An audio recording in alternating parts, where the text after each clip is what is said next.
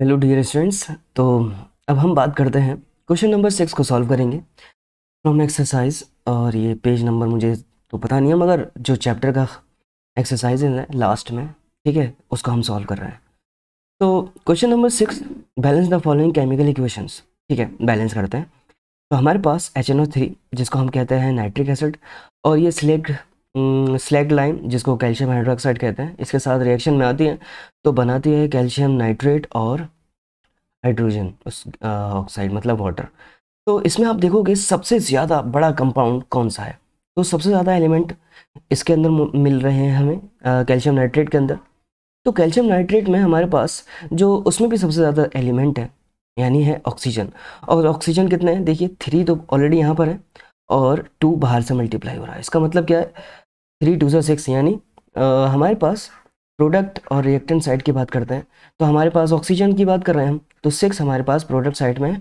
और देखिए ऑलरेडी एक यहाँ पर है, ठीक है, यानी टोटल जो ऑक्सीजन है हमारे प्रोडक्ट साइड में वो है 7। और अगर हम इधर देखें तो इधर हमारे पास 3 और 2 इधर की तरफ है, यानी हमारे पास टोटल 5 ऑक्सीजन है, ठीक है, रिएक्टेंट साइड में। तो हम क्या करें, सबसे पहले ऑक्सीजन को ही हमें बैलेंस करना है। तो हम करते ये हैं कि हमारे पास जहाँ ऑड में है, जैसे इधर की तरफ देखूँ ऑर्डर के साथ ऑक्सीजन सिर्फ एक है, तो हम कोशिश ये करते हैं कि इसको 2 बना दें, ठीक है। और इधर आप देखोगे कि हमारे पास ऑक्सीजन 3 है, तो इसको हम ये ऑड है तो हम कोशिश ये करते हैं इसको इवन बना दें, 2 से मल्टीप्लाई कर दूँ। तो देखिए हमारे पास इस 2 के मल्टीप्लाई होने से ये हो चुका है 2 3 ज़ा 6, ठीक है, 6। और ये हो चुका है 2 तो ऑलरेडी है कैल्शियम हाइड्रोक्साइड के अंदर, यानी टोटल हो चुके हैं 8। और इधर भी आप देखोगे कि 2 3 ज़ा 6 और +2 है ना, तो इधर भी 8 हो चुके हैं। तो देखिए कितना बढ़िया हिसाब है ये कि आप ऑड को देखो, पहले उसको इवन बनाओ और फिर बाद में हो सकता है वो पहली लाइन में, जैसे यहाँ पर हमारा ऑक्सीजन बैलेंस हो चुका है। अब इस 2 के आ जाने की वजह से हम दूसरे एलिमेंट को देखते हैं। यहाँ पर हमारा नाइट्रोजन है जो कि 2 है, यानी नंबर ऑफ नाइट्रोजन एटम 2 है ना, क्योंकि ये 2 इसके साथ भी मल्टीप्लिकेशन में। अब इसके 2 होने की वजह से नाइट्रोजन में देखूं, यहाँ पे जब मैंने 2 से मल्टीप्लाई किया था तो नाइट्रोजन 2 हो गए थे, ठीक है, तो नाइट्रोजन हमारे बैलेंस हो चुके हैं। अब हम देखते हैं कैल्शियम, तो कैल्शियम तो 1 है और इस साइड में भी कैल्शियम 1 है, तो कैल्शियम भी हमारा बैलेंस है। अब हम देखते हैं हाइड्रोजन को। हाइड्रोजन हमारे कितना है, देखिए हाइड्रोजन यहाँ पे 2 है और 2 यहाँ पर है, तो टोटल हाइड्रोजन कितने हो गए रिएक्टेंट साइड में 4, ठीक है। और यहाँ पे हमने 2 से जब मल्टीप्लाई किया था ऑक्सीजन को बैलेंस करने के लिए, तो हाइड्रोजन से भी मल्टीप्लाई हो गया था, तो टोटल कितने हाइड्रोजन हो गए प्रोडक्ट साइड में 4। तो इसका मतलब क्या है, सिर्फ 2 को बैलेंस करने से हमारा ये पूरा बिल्कुल सही हो चुका है। तो इसको सही से हम लिखें तो ये हो चुका है ट्वाइस HNO3 रिएक्ट करता है कैल्शियम हाइड्रोक्साइड के साथ और हमें मिलता है कैल्शियम नाइट्रेट वाटर के साथ, ठीक है। तो ये हमारी बैलेंस केमिकल इक्वेशन है। अब हम बढ़ते हैं नेक्स्ट अपने पार्ट की तरफ, ठीक है। तो इसमें सोडियम हाइड्रोक्साइड है और ये सल्फ्यूरिक एसिड के साथ रिएक्ट करता है तो सोडियम सल्फेट और वाटर बनाते हैं। तो सबसे बड़ा कंपाउंड यानी सबसे ज़्यादा एलिमेंट किसके अंदर मौजूद है, तो देखिए यहाँ पे 2 3 और 3 4 7 एलिमेंट यहाँ मौजूद हैं। और यहाँ पे कितने हैं, 2 नाइट्रोजन, 2 सोडियम, 1 सल्फर, तो 2 1 3 और यानी सोडियम सल्फेट के पास भी 7 एलिमेंट हैं। तो चलिए चाहे तो हम यहाँ से शुरुआत करते हैं या फिर यहाँ से शुरुआत करते हैं, ठीक है, कोई बात नहीं। तो हम देखते हैं सबसे ज़्यादा जो एलिमेंट यहाँ मौजूद है वो है ऑक्सीजन, ठीक है। ऑक्सीजन यहाँ पे अगर हम देखें, एक यहाँ पर मौजूद है, 4 यहाँ मौजूद हैं, टोटल कितने हो गए 5, यानी रिएक्टेंट साइड में हमारे पास जो ऑक्सीजन मौजूद है वो है 5, ठीक है।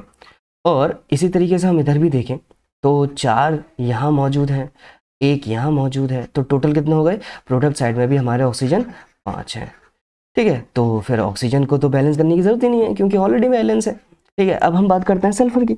तो सल्फर हमारे पास एक यहाँ है, एक यहाँ है, ठीक है, तो सल्फर भी हमारा बैलेंस है। अब हम देख लेते हैं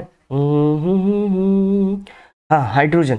तो आप देखोगे हाइड्रोजन हमारे पास एक यहाँ पर है, 2 यहाँ पर है, तो टोटल कितना होगा हाइड्रोजन 3।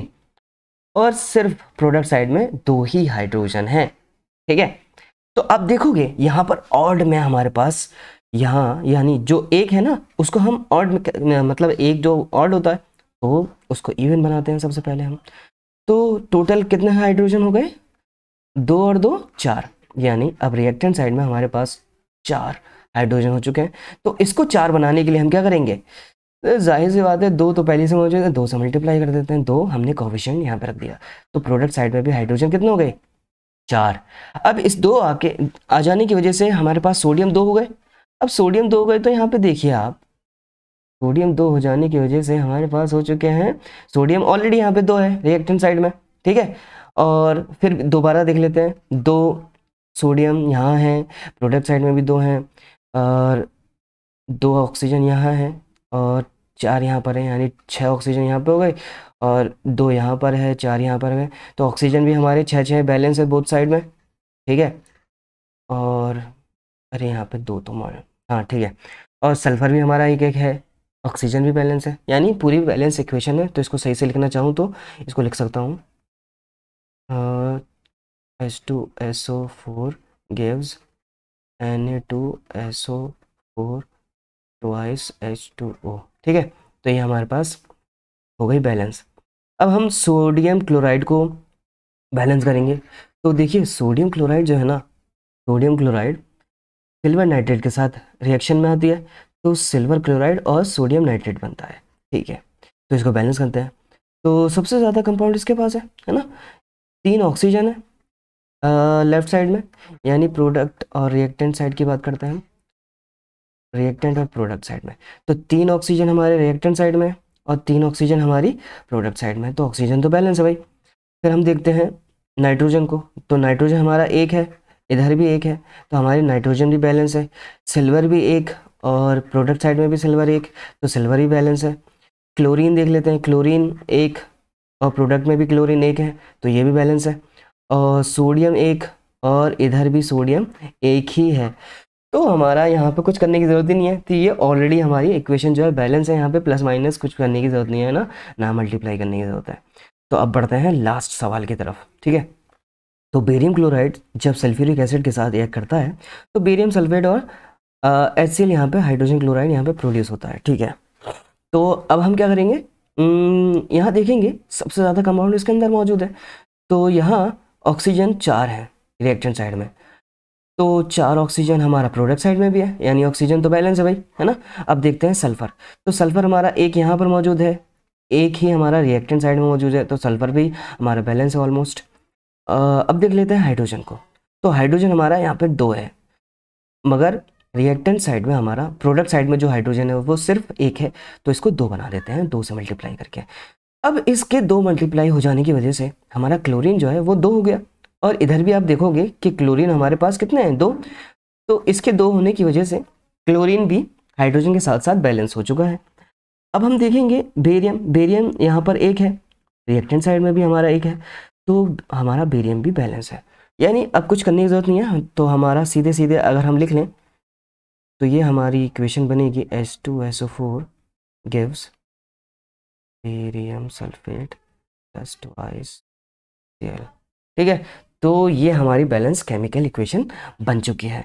ठीक है, तो मैं उम्मीद करता हूँ आपके समझ में आया होगा, और फिर भी कोई डाउट हो, कोई सवाल हो तो let me know in the comment, and please do not forget to subscribe my channel. ठीक है, तो मुझे बताएंगे तभी तो मुझे पता चलेगा, फीडबैक ज़रूर दीजिए, कमेंट कीजिए। ठीक है, समझ में आता है या नहीं आता है। ठीक है, तो मिलते हैं अगले सवाल को लेकर अगली वीडियो में।